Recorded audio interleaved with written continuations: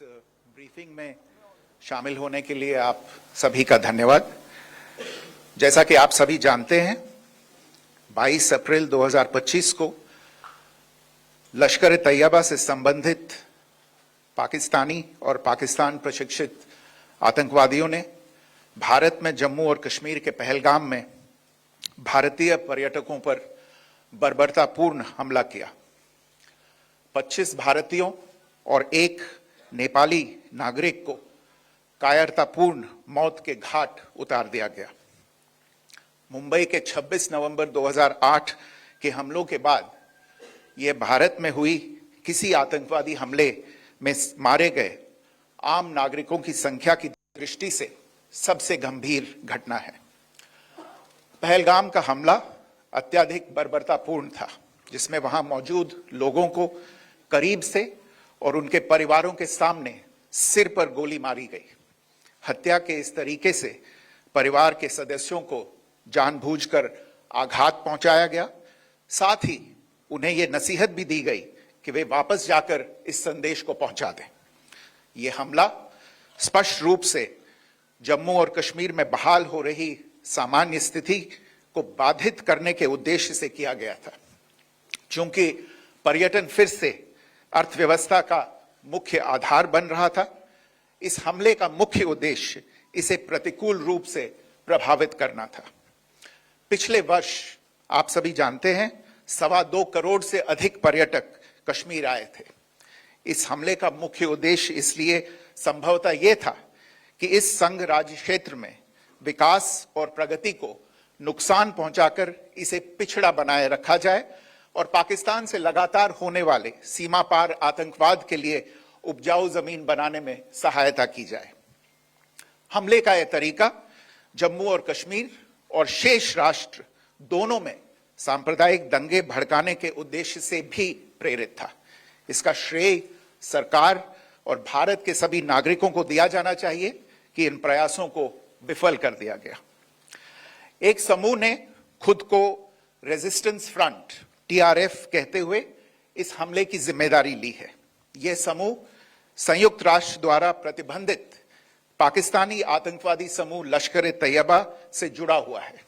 यह उल्लेखनीय है कि भारत ने मई और नवंबर 2024 में संयुक्त राष्ट्र की 1267 कमेटी की सैंक्शंस मॉनिटरिंग टीम को अर्धवार्षिक रिपोर्ट प्रस्तुत की थी, जिसमें टीआरएफ के बारे में साफ इनपुट दिए गए थे। इससे पाकिस्तान स्थित आतंकवादी समूहों के लिए कवर के रूप में टीआरएफ की भूमिका सामने आई थी। इससे पहले भी दिसंबर 2023 में भारत ने इस टीम को लश्कर ए तैयबा और जैश ए मोहम्मद के बारे में सूचित किया था, जो टीआरएफ जैसे छोटे आतंकवादी समूहों के माध्यम से अपनी गतिविधियों को संचालित कर रहे हैं। इस संबंध में 25 अप्रैल को यूएन सिक्योरिटी काउंसिल प्रेस वक्तव्य में टीआरएफ के संदर्भ को हटाने के लिए पाकिस्तान के दबाव पर भी ध्यान दिया जाना चाहिए। पहलगाम आतंकवादी हमले की जांच से पाकिस्तान के साथ आतंकवादियों के संपर्क उजागर हुए हैं। रेजिस्टेंस फ्रंट द्वारा किए गए दावे और लश्कर ए तैयबा से ज्ञात सोशल मीडिया हैंडल द्वारा इसको रीपोस्ट किया जाना इसकी पुष्टि करता है। चश्मदीद गवाहों और विभिन्न जांच एजेंसियों को उपलब्ध अन्य सूचनाओं के आधार पर हमलावरों की पहचान भी हुई है। हमारी इंटेलिजेंस ने इस टीम के योजनाकारों और उनके समर्थकों की जानकारी जुटाई है। इस हमले की रूपरेखा भारत में सीमा पार आतंकवाद को अंजाम देने के पाकिस्तान के लंबे ट्रैक रिकॉर्ड से भी जुड़ी हुई है, जिसके लिखित और स्पष्ट दस्तावेज उपलब्ध हैं। पाकिस्तान दुनिया भर में आतंकवादियों के लिए एक शरण स्थल के रूप में पहचान बना चुका है। यहां अंतर्राष्ट्रीय स्तर पर प्रतिबंधित आतंकवादी सजा पाने से बचे रहते हैं। इसके अलावा पाकिस्तान ने इस मुद्दे पर विश्व और फाइनेंशियल एक्शन टास्क फोर्स जैसे अंतर्राष्ट्रीय मंचों को जानबूझकर गुमराह करने के लिए भी जाना जाता है। साजिद मीर का मामला, जिसमें इस आतंकवादी को पाकिस्तान ने मृत घोषित कर दिया था और फिर अंतर्राष्ट्रीय दबाव के परिणाम स्वरूप वो जीवित पाया गया, इसका सबसे स्पष्ट उदाहरण है। यह स्वाभाविक है कि पहलगाम में हुए इस हमले से जम्मू और कश्मीर के साथ साथ भारत के अन्य भागों में भी आक्रोश देखा गया। हमलों के बाद भारत सरकार ने स्वाभाविक रूप से पाकिस्तान के साथ संबंधों को लेकर कुछ कदम उठाए। आप सभी उन निर्णयों से अवगत हैं जिसकी घोषणा 23 अप्रैल को की गई थी। तथापि यह आवश्यक समझा गया कि 22 अप्रैल के हमले के अपराधियों और उनके योजनाकारों को न्याय के कटघरे में लाया जाए। हमलों के एक पखवाड़े के बाद भी पाकिस्तान द्वारा अपने क्षेत्र या अपने नियंत्रण वाले क्षेत्रों में आतंकवादियों की इंफ्रास्ट्रक्चर के विरुद्ध कार्रवाई करने के लिए कोई स्पष्ट कदम नहीं उठाया गया है। उल्टे वो इनकार करने और आरोप लगाने में ही लिप्त रहा है। पाकिस्तान आधारित आतंकवादी मॉड्यूल्स पर हमारी खुफिया निगरानी ने संकेत दिया है कि भारत के विरुद्ध आगे भी हमले हो सकते हैं। अतः इनको रोकना और इनसे निपटना दोनों को बेहद आवश्यक समझा गया। आज सुबह, जैसा कि आपको ज्ञात होगा, भारत ने इस तरह के सीमा पार हमलों का जवाब देने और उन्हें रोकने तथा उनका प्रतिरोध करने के अपने अधिकार का प्रयोग किया है। यह कार्यवाही नपीतुली, नॉन एस्केलेटरी, आनुपातिक और जिम्मेदारीपूर्ण है। यह आतंकवाद की इंफ्रास्ट्रक्चर को समाप्त करने और भारत में भेजे जाने वाले संभावित आतंकवादियों को अक्षम बनाने पर केंद्रित है। आपको यह भी स्मरण होगा कि 25 अप्रैल 2025 को संयुक्त राष्ट्र सुरक्षा परिषद ने पहलगाम आतंकवादी हमले पर एक प्रेस वक्तव्य जारी किया था, जिसमें आतंकवाद के इस निंदनीय कार्य के अपराधियों, आयोजकों, फाइनेंसरों और प्रायोजकों को जवाबदेह ठहराने और उन्हें न्याय के दायरे में लाने की आवश्यकता पर जोर दिया गया था। भारत की आज की इस कार्रवाई को इसी संदर्भ में देखा जाना चाहिए। Good morning. Thank you all for joining this briefing.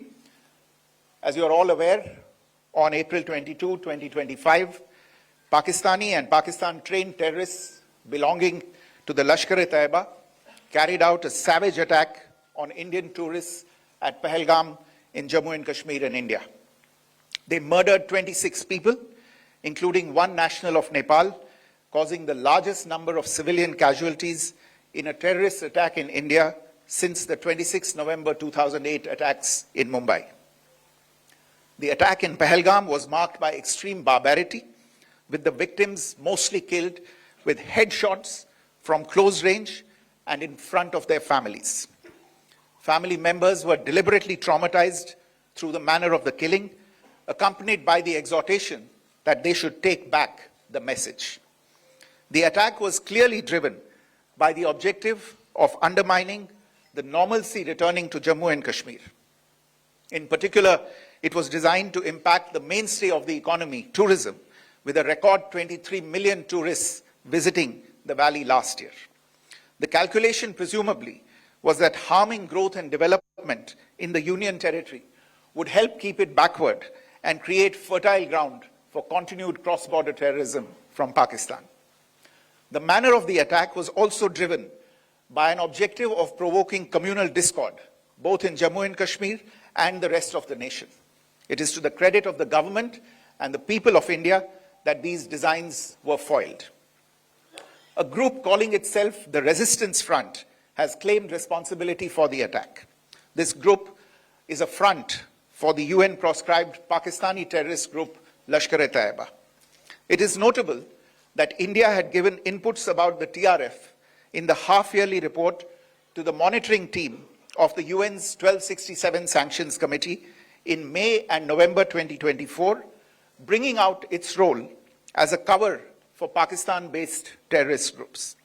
Earlier too, in December 2023, India had informed the monitoring team about Lashkar and Jaish-e-Mohammed operating through small terror groups such as the TRF. Pakistan's pressure to remove references to TRF in the April 25 UN Security Council press statement is notable in this regard. Investigations into the Pahalgam terror attack have brought out the communication notes of terrorists in and to Pakistan, the claims made by the Resistance Front and their reposting by known social media handles of the Lashkar-e-Taiba speak for themselves. Identification of the attackers based on eyewitness accounts as well as other information available to law enforcement agencies has also progressed.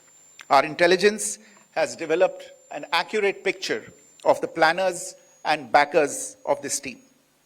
The features of this attack also tie in with Pakistan's long track record of perpetrating cross-border terrorism in India, which is well documented and beyond question. Pakistan also has a well-deserved reputation as a haven for terrorists from around the world, with internationally proscribed terrorists enjoying impunity there. In addition, Pakistan has been known to willfully mislead the world and international forums, such as the Financial Action Task Force, on this issue. The Sajid Mir case, in which this terrorist was declared dead and then, in response to international pressure, brought back to life, found alive and arrested, is the most glaring example. The latest attack in Pahalgam has understandably generated deep anger in Jammu and Kashmir and in other parts of India. Following the attacks, the Government of India naturally responded with a set of initial measures relating to our engagement with Pakistan. You're all aware of the decisions that were announced on the 23rd of April. However, it was deemed essential that the perpetrators and planners of the 22nd April attack be brought to justice. Despite a fortnight having passed since the attacks, there has been no demonstrable step from Pakistan to take action against the terrorist infrastructure on its territory or on territory under its control. Instead, all it has indulged in are denials and allegations. Our intelligence monitoring of Pakistan-based terrorist modules indicated that further attacks against India were impending. There was thus a compulsion both to deter and to preempt. Earlier this morning, as you would be aware, India exercised its right to respond and preempt as well as deter more such cross-border attacks. These actions were measured, non-escalatory, proportionate, and responsible. They focused on dismantling the terrorist infrastructure and disabling terrorists likely to be sent across to India. You would also recall that the Security Council on 25th April 2025 had issued a press statement on the Pahalgam terror attack, underlining, and I quote, the need to hold perpetrators, organizers, financiers, and sponsors of this reprehensible act of terrorism accountable and bring them to justice, unquote. India's latest actions should be seen in this context. Joining me for this briefing on our actions earlier this morning are Colonel Sophia Qureshi and Wing Commander Vyomika Singh. I will request them to share some details regarding Operation Sindoor with all of you.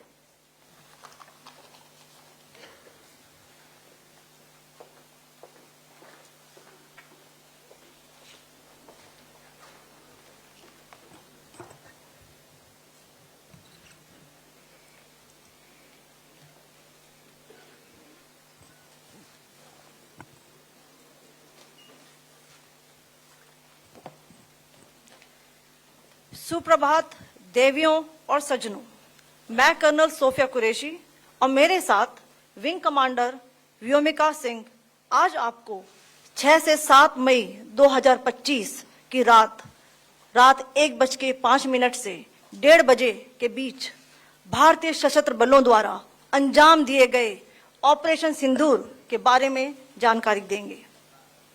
Operation सिंदूर 22 अप्रैल को पहलगाम में हुए विभत्स आतंकवादी हमले के शिकार मासूम नागरिकों व उनके परिवारों को न्याय देने के लिए लॉन्च किया गया था।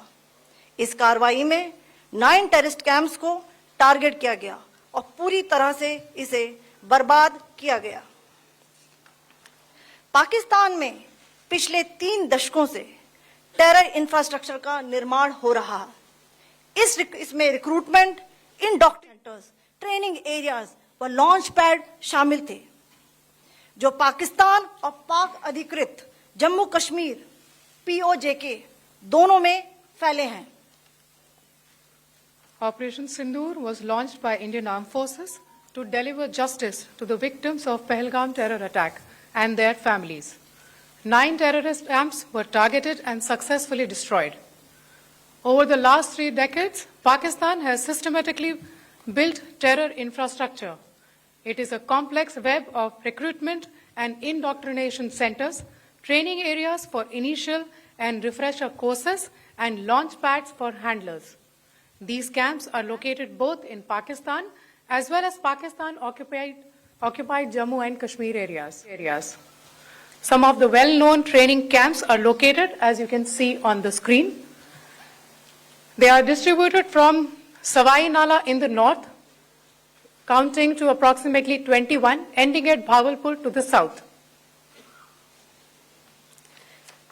इन लक्ष्यों का चयन विश्वसनीय इंटेलिजेंस सूचनाओं के आधार पर हुआ, ताकि आतंक गतिविधियों की रीढ़ तोड़ी जा सके, और यह खास ध्यान दिया गया कि निर्दोष नागरिकों और सिविलियन इंस्टॉलेशन को नुकसान न पहुंचे। The selection of these targets for Operation Sindoor was based on credible intelligence inputs and role of these facilities in perpetrating the terror activities. The locations were so selected to avoid damage to civilian infrastructures and loss of any civilian lives. This was done with due diligence, and the camps selected for targeting and their engagement will now be shown to you one by one. POJK के targets मैं आपको बताना चाहूंगी। सबसे पहले सवाई नाला camp Muzaffarabad, जो कि POJK के लाइन ऑफ 30 किलोमीटर दूर है। यह एक लश्कर तौयबा का ट्रेनिंग सेंटर था। 20 अक्टूबर 2024 सोनमर्ग, 24 अक्टूबर 24 गुलमर्ग, 22 अप्रैल 2025 पहलगाम, इन हमलों के आतंकियों ने यहीं से प्रशिक्षण लिया था। सैयदना बिलाल कैंप मुजफ्फराबाद, यह एक जैश मोहम्मद का स्टेजिंग एरिया है। यह हथियार विस्फोटक और जंगल सर्वाइवल ट्रेनिंग का केंद्र भी था। गुलपुर कैंप कोटली, यह LOC से 30 किलोमीटर दूर था। लश्कर तौयबा का बेस था, जो रजौरी पुंछ में सक्रिय था। 20 अप्रैल 2023 को पुंछ में और 9 जून 2024 को तीर्थ यात्रियों के बस हमले में यहीं से आतंकी को ट्रेन किया गया था।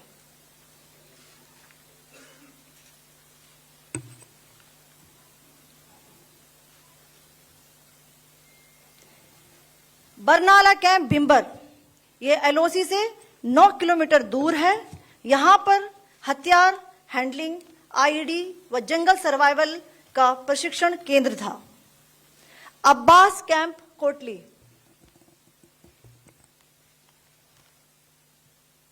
कैपेसिटी 15 टेररिस्ट को ट्रेन करने की थी।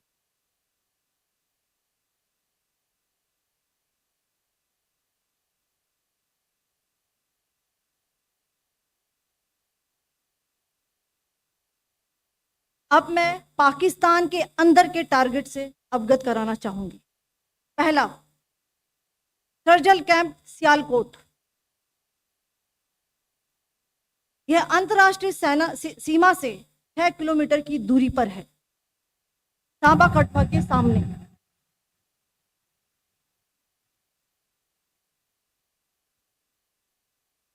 मार्च 2025 में जम्मू एंड कश्मीर पुलिस के 4 जवानों को जो हत्या की गई थी, उन आतंकवादियों को इसी जगह पर ट्रेन किया गया था। दूसरा, महमूना जाया कैंप सियालकोट, यह 18 से 12 किलोमीटर IB से दूर था। हिजबुल मुजाहिदीन का बहुत बड़ा सियालकोट, यह 18 से 12 किलोमीटर IB से दूर था। हिजबुल मुजाहिदीन का बहुत बड़ा कैंप था। ये कठुआ जम्मू क्षेत्र में आतंक फैलाने का नियंत्रण केंद्र था। पठानकोट एयरफोर्स बेस पर किया गया हमला भी इसी कैंप से प्लान और डायरेक्ट किया गया था।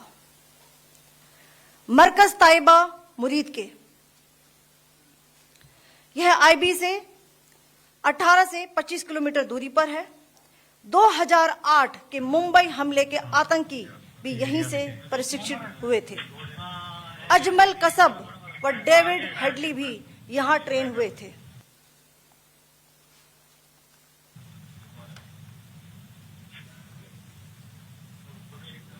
आगे दूसरा आया।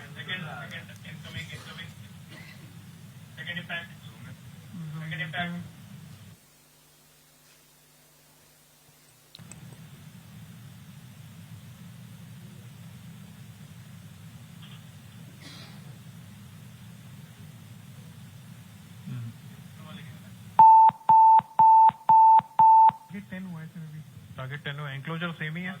7 it is hit the target. हाँ हाँ।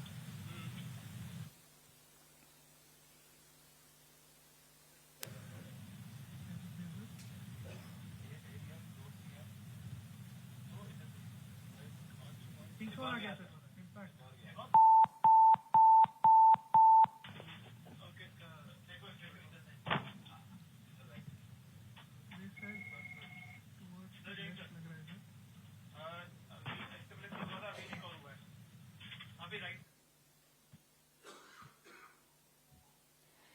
मरकज सुभान अल्लाह भावलपुर, ये इंटरनेशनल बाउंड्री से 100 किलोमीटर दूर है। जैश ए मोहम्मद का मुख्यालय था। यहाँ पर रिक्रूटमेंट, ट्रेनिंग व इंडॉक्ट्रिनेशन का केंद्र भी था। शीर्ष आतंकी अक्सर यहाँ आते थे। मैं आप सबको बताना चाहती हूँ कि किसी भी सैन्य ठिकाने का निशाना नहीं बनाया गया और अभी तक किसी तरह की नागरिक क्षति की रिपोर्ट नहीं है। धन्यवाद। जय Hind. The strike on the terror camps were undertaken through precision capability as a niche technology weapons with careful selection of warheads was ensured so that there will be no collateral damage. The point of impact in each of the target was a specific building or a group of buildings. All the targets were neutralized with clinical efficiency, and the results reiterate the professionalism of the Indian Armed Forces in the planning and execution of their operations. No military establishments were targeted. India has demonstrated considerable restraint in its response. However, it must be said that the Indian Armed Forces are fully prepared to respond to Pakistani misadventures, if any, that will escalate this situation. Jai Hind, and thank you very much.